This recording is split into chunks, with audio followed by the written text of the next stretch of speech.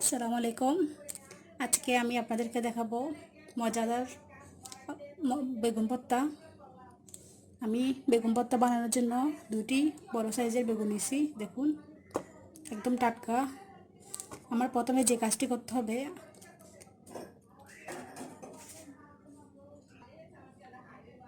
চুলায় আমি এরকম একটা স্ট্যান্ড বসে দিয়েছি। দেখুন, এটা আপনারা বাজারে কিনতে পাবেন। চুলা জ্বালা দিব, মাঝারি সাইজে রাখবেন আঁচটা। বেগুনগুলো বসে দিচ্ছি।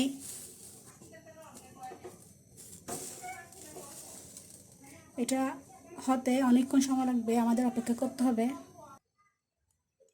5 মিনিট পর আমার বেগুনগুলো একটু উল্টে দিচ্ছি। দেখুন, এই তো নিচের পাটটা হয়ে গেছে, এখন উপর পাটটা হওয়া বাকি।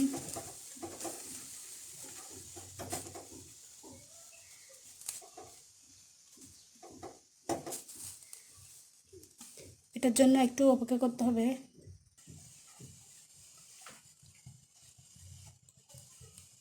পাঁচ মিনিট পর ফিরে আসছি।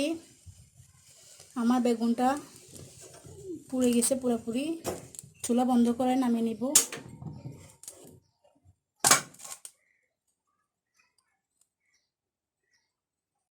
চুলা থেকে নামানোর পর বেগুনটা একটু ঠান্ডা হওয়ার জন্য অপেক্ষা করতে হবে। তার মধ্যে আমি দেখাই দিচ্ছি আমার কি কি উপকরণ লাগবে। লাগবে একটা ডিম, দুইটি মাঝারি সাইজের পেঁয়াজ কেটে রাখছি,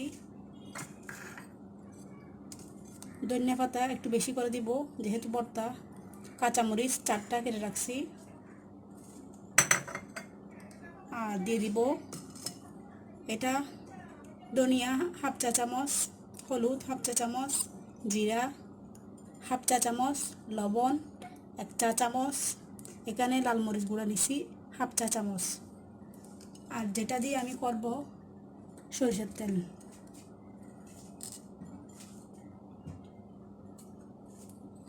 এখন আমি আমার বেগুন চিলতে চলে যাব। এটা কিভাবে চিলে দেখুন। প্রথমে আস্তে আস্তে চামড়াটা এভাবে তুলবেন, খুব সহজে উঠে যাবে। এই ভর্তাটা কিন্তু গরম ভাতের সাথে অনেক মজা। এই যে এগুলো ফেলে দিবেন, এভাবে করে সব তুলে নেবেন। আমার বেগুন দুটি চিলা হয়ে গেছে। এখন আমি একটা কাঁটা চামচের সাহায্যে ভেঙে দিব এভাবে।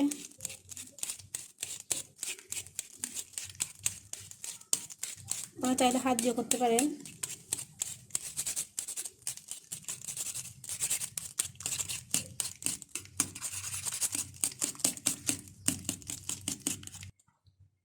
আমার বেগুনগুলো কষলানো হয়ে গেছে। আমি এখন মূল রান্নায় চলে যাচ্ছি।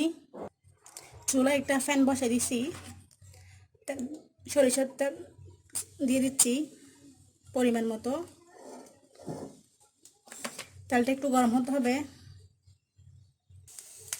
তেলটা গরম হয়ে গেছে, আমি এখন দিয়ে দিচ্ছি কেটে রাখা পেঁয়াজটা।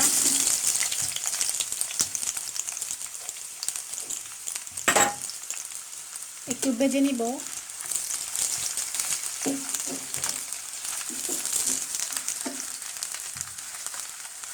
এটা সরিষার তেল, সেজন্য এখানে পেঁয়াজটা দেখা যাচ্ছে না।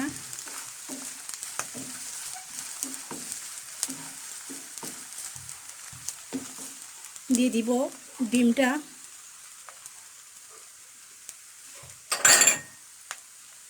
একটু ভেঙে দিতে হবে। চুলার আঁচটা একদম লো রাখবেন।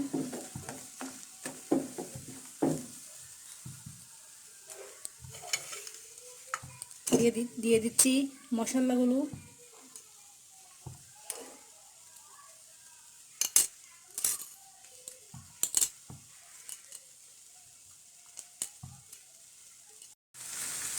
দিয়ে দিচ্ছি আগে থেকে কষলানো বেগুন দুটি।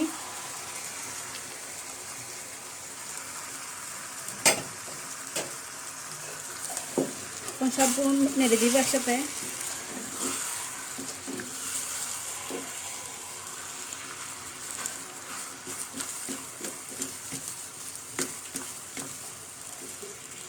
আপনারা বাসায় এই রেসিপিটি অবশ্যই ট্রাই করবেন এবং গরম ভাতের সাথে খাবেন। আর আমাকে অবশ্যই জানাবেন আমার কমেন্টসে। যদি ভিডিওটি ভালো লাগে আমাকে সাবস্ক্রাইব করবেন এবং পাশে থাকা বেল বাটনটি ক্লিক করবেন। একটু অপেক্ষা করতে হবে। রেডি হয়ে গেল আমার মজাদার বেগুন ভর্তা। আমি আপনাদেরকে তুলে দেখাচ্ছি। দেখুন অনেক সুন্দর হয়েছে মাশাআল্লাহ। আপনারা খান আর সবাই আমার জন্য দোয়া করবেন।